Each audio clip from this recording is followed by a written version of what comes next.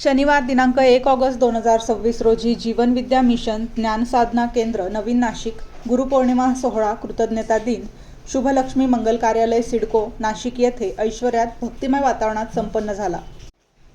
या कार्यक्रमास नगरसेवक राजेंद्र महाले, नगरसेविका पल्लवी गणोरे, समाजसेवक राहुल गणोरे, श्री सोपान बोरसे आदी मान्यवर उपस्थित होते।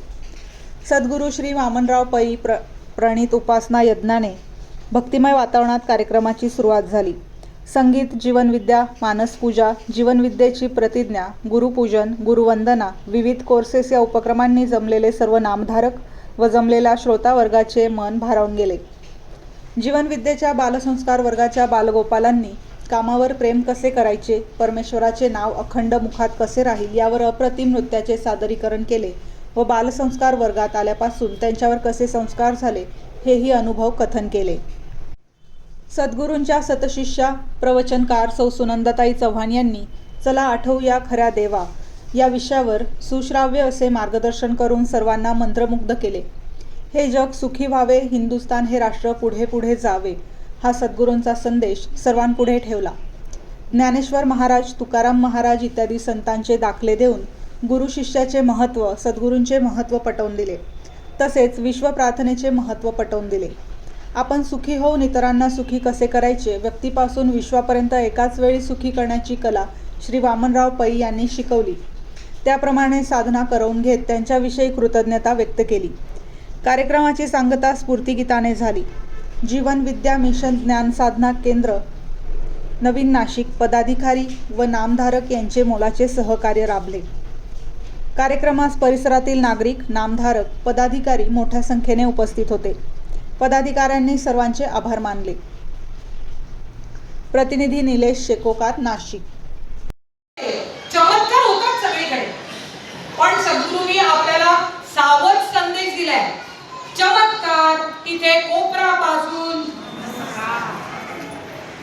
चमत्कारांच्या आरी जाऊ, नाही तर खरातांकडे गेला असतात। बरोबर आहे ना? चमत्काराच्या आरी आमची एक माझी भगिनी म्हणाली, हो तिला प्रॉब्लेम आला ना, संकट आली की लोक म्हणतात तिकडे जा तिकडे जा, तिला पण पाठवत होते, पण ती काय गेली नाही, वाचली विचारली बरं का? काय म्हणतात, आवली आता आपले चांगले दिवस येणार। ती म्हणते वाईट होण्याचं काय राहिलंय, सगळं होऊन गेलंय। बरोबर? ती गंमत अशी आहे की संसारामध्ये बऱ्याच गोष्टी असतात, म्हणून संतांना संसाराच्या तापलो मी देवा करिता या सेवा कुटुंबाची। याच्या उलट आता बघा, याच्या उलट जीवन विद्या सांगते, संसाराच्या सुखी कडीतून सहज फुले परमार्थ खरा। संसाराच्या सुखी कडीतून सहज फुले परमार्थ खरा। जीवन विद्या गुह्य सांगते या विद्येचा घोष करा। जीवन विद्या गुह्य सांगते या विद्येचा घोष करा। अरे संसार आहे पण संसार वाईट नाही। बघा, सोन्याचे दागिने हे स्त्रीचे अलंकार, तर पत्नी व मुले हे पुरुषाचे अलंकार आहेत। काय म्हणतात सद्गुरू?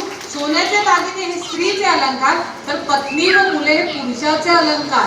म्हणून परमार्थासाठी संसार सोडायचा नाही असं सांगणारे सद्गुरू पै मांडले। आम्ही काय म्हणतो, सगळेच सारखे। काय सगळंच सारखं? सगळंच कुठे सारखं? मी लग्न करणार नव्हती, माझं लग्न करायला लावलं सद्गुरूंनी। आलं लक्षात? मी समाजसेवा करणारी RSS मध्ये होती मी, आणि मी लग्न करणार नव्हती। आदिवासींची सेवा करायला जायचो, मुंबईची आहे ना मी, तर सेवा करायला जायचो। लग्न करायचं नव्हतं, हे सगळ्यात झूट।